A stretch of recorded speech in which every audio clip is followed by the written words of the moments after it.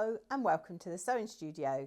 Today is episode 3 of our mini series using mini charms, and I thought I would share with you this autumn table runner.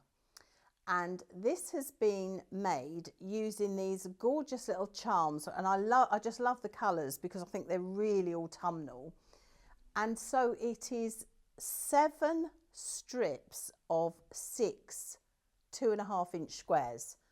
So you join 6 2.5-inch squares together, you do that 7 times, and then you put a border around each one, and this border was cut at 2 inches, so it's finished at 1.5, and then you make a bigger border. This can be as big as you want or as small as you want, depending on the size of your table, and then you put that round each one. So you'll have 7 of these panels, and then you just join all of those together, and that's your table runner done. And I've just done really simple quilting. I've done a fancy stitch in between each of the different colour blocks, and I've just done a line which comes about 1/4 inch.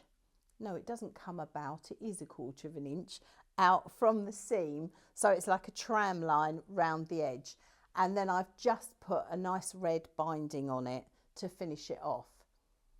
So that's a really quick, easy table runner to do, and with the selection of mini charms that we've got, you could do one for Christmas, you could do a spring one, the choice is yours. So don't forget to subscribe so you can tune in for episode 4 of our mini series. As always, have fun, and I look forward to seeing you next time here in the Sewing Studio.